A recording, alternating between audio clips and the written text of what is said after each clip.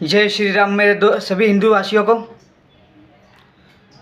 दोस्तों, आज मैं कुछ आपको ऐसे नमूने दिखाने वाला हूँ जो अपने प्रधानमंत्री ने अपने देश की जो वैल्यू बढ़ाई है उसके बारे में ज़रा सा भी नहीं समझते। जो एक दुश्मन देश अपना पाकिस्तान, जो अपने इतने तारीफ करने से नहीं थक रहा है, वैसे ही कुछ नमूने अपने हिंदुस्तान में होते हुए भी बुराई करने से नहीं थकते। उन लोगों को न जाने क्या भ्रम है कि वो मोदी साहब की बुराई करने में थकते ही नहीं है। न जाने उसको क्या क्या बोल देते हैं। उसको ये भी नहीं पता है कि मोदी साहब हमारे हिंदुस्तान के प्राइम मिनिस्टर है, और प्राइम मिनिस्टर के अपमान करना बोले तो देश का अपमान करने के बराबर होता है। पर्सनली उसको अपमान करोगे, चलो पार्टी बीजेपी है, पार्टी की तरफ से करोगे अपमान तो वो कोई फर्क नहीं पड़ता, लेकिन प्रधानमंत्री के तौर पे अगर उसको अपमान करोगे तो देश का अपमान कहलाया जाएगा। जबकि एक इंटरव्यू में देखा कि पाकिस्तान के जो एक पत्रकार है, उसने पाकिस्तान वासियों से पूछा गया मोदी के बारे में कि अपने G20 सम्मेलन हो रहा है कश्मीर के अंदर, आपकी क्या राय है। तो वो लोग तारीफ करने से नहीं थके। जबकि अपने हिंदुस्तान के अंदर कुछ ऐसे लोग हैं जो बुराई करने से बिल्कुल नहीं थक रहे, जो मैं आपको अभी नमूना दिखाऊंगा उसका। क्यों अपने हिंदुस्तान का नाम खराब कर रहे हो, क्यों कर रहे हो। ज़रा आप पहले हैं पाकिस्तान वाले भाई की ये जो वीडियो देख लीजिए, उसके बाद में मैं हिंदुस्तान वाले जो अपने कुछ है नमूने उनकी मैं दिखाता हूँ वीडियो। आपके सामने खड़ा हुआ है इंडियन एजेंट जो है ना, वो आपके सामने खड़ा हुआ है। मुझे सिर्फ ये बताइए कि अब पूरे जापानीज जो हैं वो भी गद्दार हो चुके हुए हैं। इंडियन एजेंट है ना, वो गद्दार हैं। इधर से जो उनके पाँव छू रहे हैं, कौन सी कंट्री है वो? पपुआ जी। अब पपुआ के वजीर आजम जो उनके प्राइम मिनिस्टर हैं, उन्होंने मोदी साहब के पाँव छुए। पपुआ पूरे का पूरा गद्दार है। थोड़ी लंबी हो सकती है वीडियो, लेकिन वीडियो आप पूरा देखिए जरा। और वो इंडिया के लिए काम करे, जैसे आबिद अली इंडिया का एजेंट है।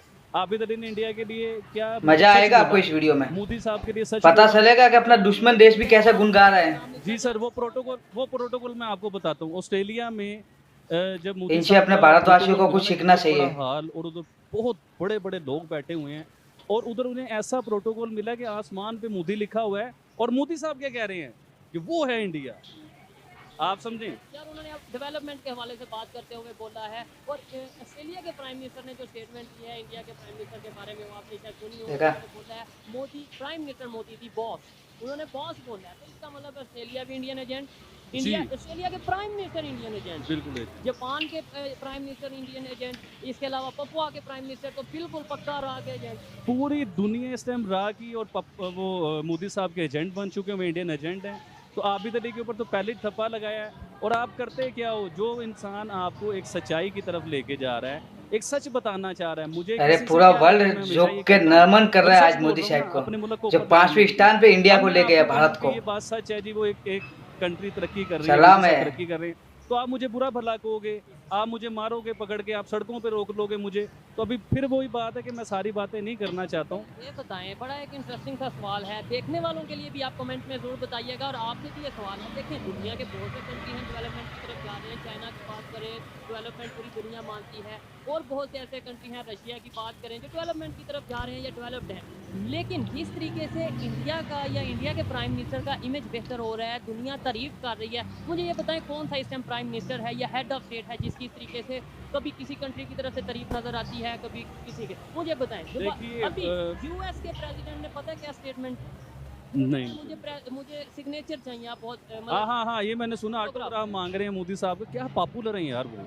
अब देखें वो क्यों करते हैं, उनकी तारीफ क्यों करते हैं कि उन्होंने अपने इंडिया की तरक्की की है, आम सिविलियन का फ़ायदा किया है, इंडिया को कहाँ से कहाँ वो लेके गए। ये बात सच है, इसे मान लेना चाहिए। मैं हर इंटरव्यू में ये कहता हूँ कि ये बात सच है, इसे मान लेना चाहिए। अभी आप देखिए इंडिया की स्टडी की, मैं अभी पिछले दिनों आपका ही इंटरव्यू सुन रहा था, और एक फ़ीमेल के साथ था आपका इंटरव्यू। उसमें वो क्या, दुनिया में पता नहीं 5,000 के 500 कंपनी हैं, और उनमें मोस्टली सबसे ज़्यादा CEO इंडियंस हैं। यानी कि स्टडी में दुनिया में सब जी हाँ जी इंडियंस हैं, और दुनिया में इस टाइम जो है सबसे ज़्यादा पढ़े लिखे लोग इंडियंस ही हैं। फिर वो लोग तरक्की क्यों ना करें, वो लोग अपने मुल्क को डेवलप क्यों ना करें, उनका स्ट्रक्चर अच्छा क्यों ना हो। और एक जगह पे मैं इंटरव्यू सुन रहा था आपका ही, उसमें मुझे बताया जा रहा है कि पाकिस्तान की सड़कें जो है ना इंडिया से बहुत अच्छी हैं। यार आप शेम करें, थोड़ा सा सोच लें, समझ लें, थोड़ी स्टडी कर लें। थोड़ा देखो, दुनिया में आप मजाक बनवाते हो अपना ऐसी बातें करके। वो इंडिया है भाई, उसे इजी क्यों ले लेते हो आप? मजा आया? वो इंडिया है। और बड़ा अहम सवाल है कि पूरी दुनिया मतलब सुपर पावर है अमेरिका, दुनिया मान रही है अमेरिका को कि वो सुपर पावर है, वो ये कैसे नजर आते हैं ऑटोग्राफ चाहिए। हमारे यहाँ पे ये कहा जाता है कि वहाँ पे फासिस्ट गवर्नमेंट है इंडिया में, वहाँ पे मजहबी इंतहाबपंथी है। हम लोग अगर सुपर पावर मान रहे हैं, देखते हैं दुनिया में सुपर पावर है, रशिया के इतने बेहतर रिलेशन है, इसके अलावा पपुआ ये वो बहुत से कंट्रीज है, हमें मानने में क्या इशू है? मतलब क्या इशू क्या है? अपनी- लेट्स सपोज अगर यहाँ से कोई स्टेटमेंट चली जाती है कि इंडिया के प्राइम मिनिस्टर अच्छे हैं, क्या होगा? देखिए, वो होता ये है कि हम तारीफ़ कर नहीं सकते। तारीफ़ इसलिए नहीं कर सकते कि हम डरपोक लोग हैं। हम लोग डरते हैं कि हम सच बोल देंगे, सच कह देंगे और अपने ऑपोजिट जो हमारे मुखालिफ है उसकी उनकी तारीफ़ हो जाएगी, दुनिया में लोग उन्हें अच्छा कहेंगे, लोग ये भी कहेंगे। पब्लिक वोट नहीं देगी। पब्लिक हमें वोट भी नहीं देगी। और दूसरा ये देखिए, अभी आपने कहा कि मजहबी इंतहा पसंदी इंडिया में लोग कहते हैं कि है। मैं पाकिस्तान का ये नैरेटिव कोई लोग कहते हैं ना, मैं अब आपको ये बताना चाहता हूँ, अगर मजहबी इंतहा पसंदी होती ना, तो जहाँ पे मोदी साहब इलेक्शन हारे हैं वो 60% हिंदू हैं, 40% मुसलमान हैं सिर्फ उधर। तो मोदी साहब कभी भी इलेक्शन ना हारते अगर उनको इंतहा पसंदी। कर्नाटका जी हाँ, तो मोदी साहब उधर इलेक्शन हारे, उसका मतलब ये है कि वो पीसफुल लोग हैं और वो सच के साथ चल रहे हैं। अगर कोई जीता है तो उसे अप्रिशिएट किया मोदी साहब ने भाई। जी हाँ। अच्छा ये बताएं भाई, हम इस टाइम पूरी दुनिया जैसे तारीफ कर रही है, बड़ा हमने भी इसे अप्रिशिएट करना चाहिए, अच्छा इंसान पॉजिटिव माइंडेड होने के नाते। लेकिन दूसरे साइड पे G20 हो रही है, इंडिया साइड कश्मीर में, ठीक है वो तो हो भी रही है। एक सेकंड मैं बात काटता हूँ आपकी। अच्छा, G20 को लेके एक बात मेरे जहन में आ रही थी। अभी G20 के लिए चाइना ने मना किया, सऊदी अरेबिया ने मना किया। मुझे हाँ जी, अब मुझे बताइए 3 कंट्री से G20 को फर्क पड़ने वाला है? कुछ भी थोड़ी नहीं लंबी होने हो वाला। सकती है वीडियो, और भाई लेकिन G20 वीडियो आप से पूरा ऊपर है देखिए जरा। G7, और अगले G7 की मीटिंगों में जा रहे हैं। वो आने वाले टाइमों में उन्होंने G7 मजा का आएगा लीडर आपको इस बन वीडियो जाना में, है। और वो बन के पता दिखाएंगे चलेगा कि आपको। अपना दुश्मन क्योंकि देश भी दुनिया कैसा के गुण गा रहे powerful हैं। लोग हैं, वो पैसे वाले लोग, अमीर लोग हैं ना। अब एक अमीर आदमी का गरीब आदमी के साथ कंपेयर इनसे अपने भारतवासियों को अभी कुछ कुछ सीखना दिन पहले चाहिए। हम लोग ये बात करते थे इंडिया के साथ हमारा कंपैरिजन है। ओ भाई, आप गरीब हो, आप कर्जई हो, आप भिखारी हो, मतलब हम सब यार हम भिखारी हैं। तो मुझे ये बताइए कि हमारा कंपेयर एक अमीर कंट्री के साथ जो दुनिया के 5वें नंबर पे वो आई हुई है, हमारा कंपैरिजन नहीं है। अब हमें देखिए स्टडी की ज़रूरत है, हमें उनसे सीखने की ज़रूरत है। अब हमें उनसे सीखना चाहिए और उनकी पॉलिसीज़ को देखना चाहिए कि क्या पॉलिसीज़ थी, क्या मोदी जी ने किया, कैसे वो ऊपर चले गए। हमें वो देखना, दुश्मनियों से हमें बाहर निकलना है। यानी कि किस फील्ड में इंडिया पाकिस्तान से आगे है या किस फील्ड में पाकिस्तान इंडिया से आगे है, हम इंडिया को कैसे हरा सकते हैं, कैसे, ये चक्कर से खत्म होना चाहिए, आगे बढ़ना चाहिए। इंडिया के पढ़े लिखे लोग, इंडिया के इंजीनियर्स का दिमाग कितना है, मैं आपको छोटी सी एक चीज़ बताता हूँ। मुझे इंडिया से एक अरे पूरा वर्ल्ड जो के नमन कर रहा है आज मोदी साहब को, जो 5वीं स्थान पे इंडिया को ले गया भारत को। उसे खोलें तो अंदर से रेड कलर का निकलता है। सलाम है। यकीन करेंगे इंडिया ने येलो कलर का तरबूज बना दिया है। उसे खोलेंगे तो अंदर से रेड कलर का निकलता है। मतलब टेक्नोलॉजी, गाड़ी में वो आगे, बाइक में वो आगे, टेक्नोलॉजी में वो आगे, पढ़ाई में वो आगे।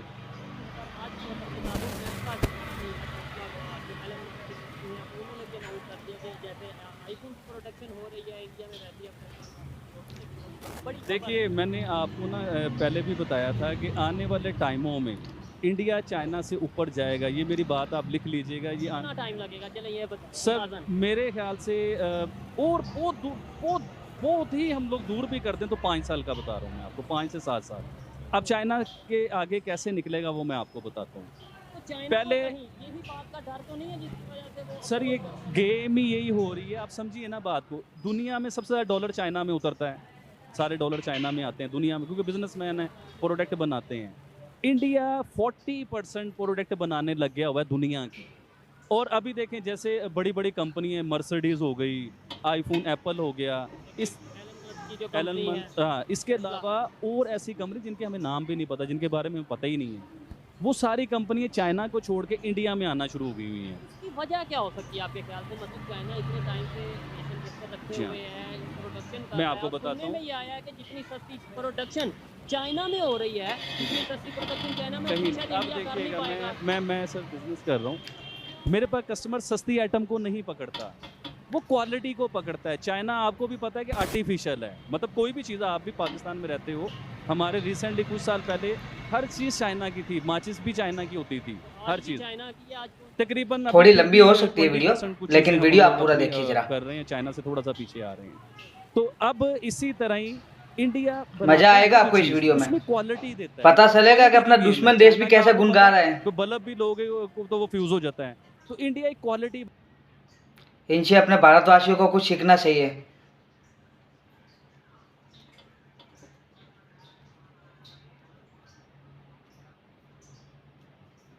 करना पड़े। अमेरिका परेशान है इस चीज़ को लेके, अमेरिका चाहे इंडिया का दोस्त है, अमेरिका भी परेशान है इस चीज़ को लेके कि चाइना जो है ना वो बहुत ऊपर जा रहा है, देखा? मतलब डॉलर में। दोस्त वो भी किसी का नहीं है, इंडिया का दोस्त या दुश्मन नहीं, वो भी बिजनेस, ये इस टाइम जो पावर है वो बिजनेस के ऊपर चल रही है। लेकिन अब इकोनॉमी वाइज इंडिया आप देख लीजिएगा, नंबर 1 पे चाइना है, ये चाइना से ऊपर आके दिखाएगा आपको, क्योंकि इनके लोग मेहनती हैं भाईजान, आप समझें बात को, ये मेहनती लोग हैं, ये अपने अपने लोगों के लिए सोचते हैं। ये बताएं, इस टाइम जो कंडीशन थी, मैंने आके आपसे क्वेश्चन किया, बात आगे पीछे हो गई। इस टाइम जो कंडीशन है, पाकिस्तान में डॉलर 300 अरे पूरा वर्ल्ड झुक के नमन कर रहा है आज मोदी साहब को, जो 5वें स्थान पे इंडिया को ले गया भारत को। हमें फोकस ये रखना चाहिए था कि G20 मीटिंग सलाम है। कश्मीर में हो रही है, उसे रोकें, या फिर ऐसी कंडीशन में हम रिलेशन बेहतर करने की बात करें। मुझे ये बताइए कि वो इंडिया का कश्मीर है, उसके साथ आपका लेना देना क्या है? मुझे ये बताइए कि आप कैसे कहोगे तो G20 की मीटिंग नहीं होगी, ये नहीं होगी। देखिए मैं आपको किस बेस पे कह रहा हूँ सर, कश्मीर बनेगा पाकिस्तान। मैं किस बेस पे पाकिस्तान बना रहा हूँ, किस बेस पे इंडिया बना रहा हूँ, वो देख लीजिए। अभी रिसेंटली आप इंडियन कश्मीरियों को कहो, जो कभी कश्मीर में हम सुनते थे कि कश्मीर बनेगा पाकिस्तान, नारे लगते थे, सब फेक है, सब झूठ है। 15-20 साल पहले अगर होता होगा तो होता होगा। अभी रिसेंटली 8 सालों में जो हुआ है, अब कश्मीरी कहते हैं कि हमारी ज़िंदगी की सबसे बड़ी गलती, देखो ये दरिया है, दरिया के इस तरफ इंडियन कश्मीर है, आप देख के आए इस तरफ। अब समझिएगा बात को, जब वो पार्टीशन हुई, वो लोग इधर उधर हुए, अब खाला उधर रह गई, मामू इधर रह गए। अब जो खाला उधर रह गई ना इंडिया में, और जो इधर पाकिस्तान में रह गई, यकीन कीजिए कि वो ये कहते हैं कि हमने बहुत बड़ी गलती की, हमें उधर ही होना चाहिए था, उधर हो। मैं झूठ नहीं बोल रहा हूँ भाईजान, ये 20 साल पहले जो इंतशार, अच्छा वो जो लड़की के साथ, आप कश्मीरी लड़की के साथ इंटरव्यू हुआ था, मैं याना मीर से भी ये पूछना चाहता हूँ कि आपका, मैंने पूरा इंटरव्यू सुना है जो आप लोगों का चला है ना इंटरव्यू, उसमें उन्होंने 1-2 बातें ऐसी की थी जो मेरी समझ में नहीं आई थी, तो मैं उनसे ज़रा पूछना चाहता हूँ। वो एक तो कह रही थे कि कश्मीर में ऐसा सिलसिला नहीं है, कश्मीर में कोई एहतजाज नहीं है, कोई रोला नहीं है, कोई इसी किस्म की बातें नहीं हैं। मैं आपसे ये पूछना चाह रहा हूँ कि जो हम लोग बचपन से देखते हैं, कश्मीर की औरतें बाहर निकली हुई हैं, एहतजाज कर रही हैं, सड़कें बंद हुई हैं, फ़ौज उधर मार रही है अवाम को, और जी उस वीडियो में, तो मैं आप कश्मीर में रहती हैं, आप मुझे बताइए कि आज से 10-15 साल पहले ये होता था, या ये सब फेक हम लोगों ने देखा है? या फिर मुझे ये बताइए कि इस टाइम कश्मीरी जो लोग हैं वो चाहते हैं कि कश्मीर पाकिस्तान बन जाए? मुझे नहीं लगता है, क्योंकि पाकिस्तान में जो सिचुएशन है, 300 रुपये का, थोड़ी लंबी हो सकती है वीडियो, लेकिन वीडियो आप पूरा देखिए जरा। 305 रुपये का तो डॉलर है, पेट्रोल इधर आसमानों पे है। तुम बात मजा आएगा आपको इस वीडियो में, अवाम है, पता चलेगा कि अपना दुश्मन देश भी कैसे गुन गा रहा है। समझ रहे हैं इस बात को कि जो इंडिया में हम लोग बचपन से देखते आ रहे हैं, आज से 15 इनसे अपने भारतवासियों को कुछ सीखना चाहिए कि कश्मीर में औरतों को पकड़ा जाता है, उनकी इज्जतों से खेला जाता है। कश्मीर में जो फौजी हैं, वो फौजी जो हैं मुसलमानों को मारते हैं, उनकी औरतों को उठा लेते हैं। ये बातें सच हैं? बड़े सख्त से सवाल पूछ रहा हूँ, लेकिन मुझे बताइए, मैं पूछना चाहता हूँ आपसे, क्योंकि मैंने आपका पूरा इंटरव्यू देखा और आप बड़ा बोली हैं उसके बीच में, तो मैं उसमें आपसे ये पूछना चाह रहा हूँ, आप भी तो उधर ही रहती हैं ना, और मुझे ये भी पता चला कि आप मुंबई में भी रहती थी। आप मुझे बताएं, मुंबई में और कश्मीर में आपको क्या फ़र्क नज़र आता है, और आपको क्या लगता है? आप शुएब भाई के थ्रू मुझे ये मैसेज का जवाब जरूर दीजिए। अगर वो ये वीडियो देखें या ना मीर, तो आपसे मैं रिक्वेस्ट करता हूँ कि इनके क्वेश्चन का आंसर जरूर करिएगा। मुझे लास्ट में ये बताएं, ये चीज़ें मैंने जो क्वेश्चन किया कि हमें इस टाइम पे, लेट्स सपोज अगर हमारे फॉरेन मिनिस्टर ये कह देते कि इंडिया साइड कश्मीर में G20 की मीटिंग, अरे पूरा वर्ल्ड झुक के नमन कर रहा है आज मोदी साहब को, जो 5वें स्थान पे इंडिया को ले गया भारत को। हम रैलियां निकालते, प्रोटेस्ट करते, क्या बेहतर? ये देखिए, सलाम है। एक होती है छोटी सोच, बहुत ही छोटी सोच। वो कहता है ना, वो क्रिकेट के मैदान में ना खेलूंगा ना खेलने दूंगा, इधर वो वाला सीन हो रहा है। अब मुझे ये बताइए कि चाइना को क्या प्रॉब्लम थी, सऊदी अरेबिया को क्या प्रॉब्लम थी, तुर्की को क्या प्रॉब्लम थी? अब तुर्की के भी हालात अच्छे नहीं हैं, मतलब बहुत ऊपर। ये हम अपने आप को प्राउड नहीं फील करेंगे कि हमारा हमसाया मुल्क दुनिया की G20 में है, दुनिया के G7 में है।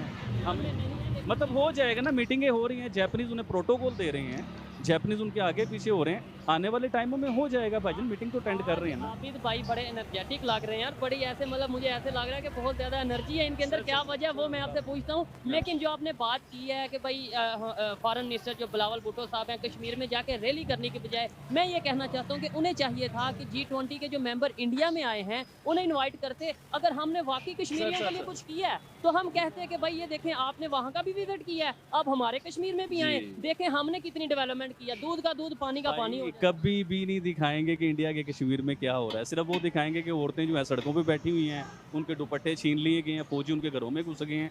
अब मैं बात करता हूँ इनकी पीपी वाले जो हैं, क्या बिलावल साहब। बिलावल साहब, बिलावल साहब की बात करता हूँ। मुझे ये बताइए, आपको सिंध में कोई पूछ नहीं रहा, आप कश्मीर में जाके घुस गए हो, फिर भी वोट नहीं मिलना आपको, आप जो मर्जी कर लें। जब तक आम सिविलियन का फ़ायदा नहीं करोगे, लोगों का काम नहीं करोगे, ये ड्रामा अब ख़त्म हो गया। लोग पढ़े लिखे हैं, लोग समझदार हैं। आप इंडिया पाकिस्तान की लड़ाई करवा के वोट लेते हो ना, अब नहीं मिलने। अब मैं बार बार ये बात करता हूँ, अब फिर करता हूँ, ये पढ़े लिखे लोग हैं, अब जनरेशन चेंज हो गई हुई है, अब जनरेशन समझदार हो गई हुई, कंप्यूटर का इंटरनेट का दौर आ गया हुआ है। अब हमने निकाल लेते हाँ हैं जी, अब आप बिलावल साहब ये फेक वाला सीन छोड़ दें। थोड़ी जो लंबी हो कश्मीर सकती है वो वीडियो, कश्मीरी जिन्होंने आप लेकिन लेके वीडियो आप निकले पूरा हो ना, देखिए जरा। उनकी मैंने बातें सुनी है, वो कहते हैं हमारे से गलती हो गई, हमारे से, हमें पाकिस्तान ने जो है ना, हमें मजा आएगा आपको इंडिया इस इस वीडियो टाइम में, टॉप पावर पे है। पता चलेगा उनकी कि अपना हर एक चीज़ दुश्मन देश सेटल भी है, कैसे चाहे गुमराह रहे डेवलपमेंट हैं। देख लें, उनकी प्रोडक्शन देख लें, उन्होंने हर जगह अपना स्टेबल कर चुके हैं। उनको किसी के जाने या आने से कोई इनसे फर्क अपने नहीं पड़ेगा। भारतवासियों को कुछ अगर वो सीखना किसी के साथ चाहिए। अटैच होंगे, वो सामने वाले का फ़ायदा है।